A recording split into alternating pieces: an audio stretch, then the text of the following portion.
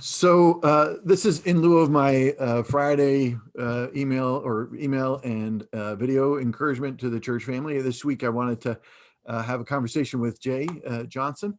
Um, and it was after the sermon that I preached on Your Will Be Done, which was 2 weeks ago. Last week we had the break with Sam Huggard coming to preach to us about joining ordinary churches, joining God in his extraordinary mission.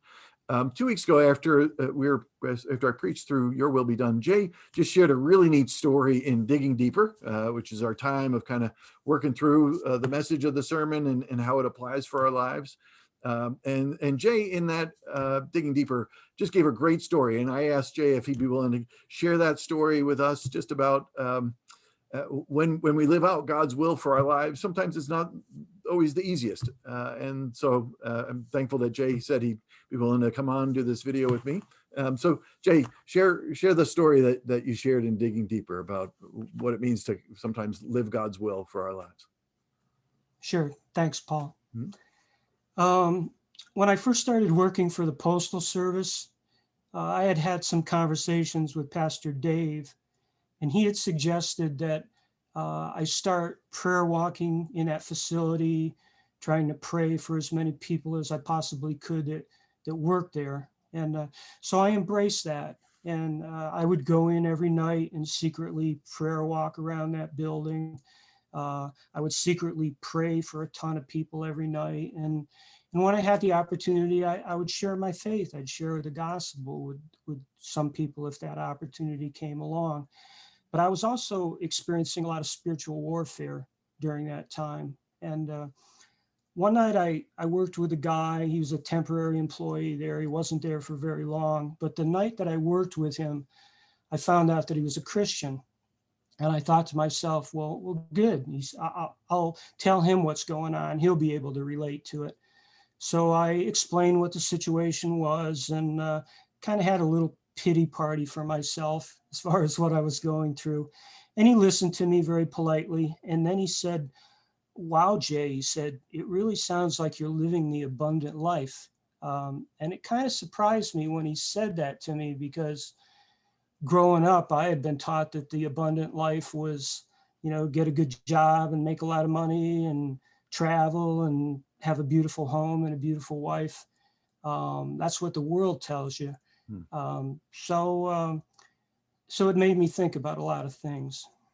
Yeah. Wow. So yeah, we don't often think the abundant life or doing God's will is necessarily going to lead us into spiritual warfare. But like I was saying in the message 2 weeks ago, right? Uh, we are accepted, we are delivered, we are not alone, and we have authority. And when we claim that authority, um, the enemy's not going to be happy with that, right?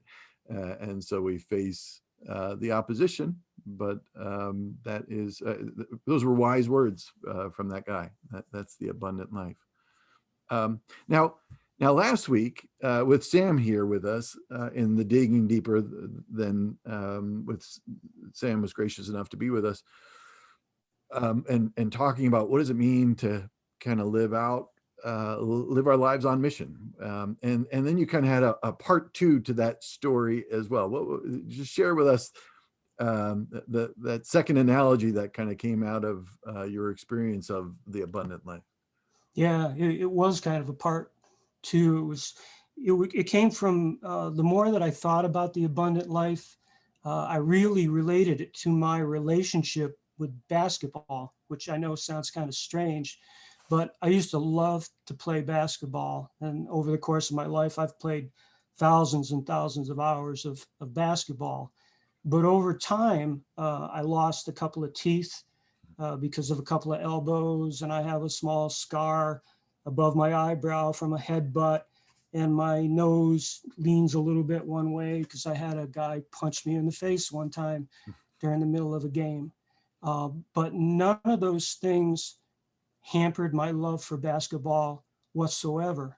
I just looked at him like it's just part of the game. What do you expect? And after I had that conversation with that guy and thought about the abundant life, I realized that I needed that same type of mental fortitude if I was ever going to really follow Hmm. Christ. Hmm.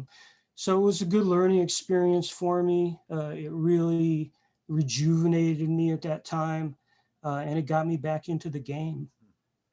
Neat. Yeah, that's a good word, because these are challenging times, right? I mean, I think we're all feeling it, with all that 2020 brought us, and 2021 is, yeah, we're seeing some hope with the vaccine and all, but life is just really heavy, right? The game is hard, and so that's a good word, I think, for all of us, that the abundant life, is often a battle, and sometimes we get our teeth knocked out, but we don't regret being, on mission for the Lord, Yeah, as he said. the thing is when I played basketball, I mean, it was important to me at the time, but I never thought about quitting because I might get hurt, Mm, or, I'm not going to play because I might lose. mm, We might lose the game today. Um, Certainly I had some discouragements, but I was ready to go again. And I kind of think it's the same with our Christian walk. I mean, maybe the abundant life looks a little different for different people because we all have different gifts. mm. But the thing is that, if I'm willing to do something like that for something as trivial as basketball, then I certainly should have the same attitude, if not more, for Jesus Christ. And so, it just, you just want to make sure that you don't shut down or lose your effectiveness because of something that happens to you along the journey. Amen. That's a good word.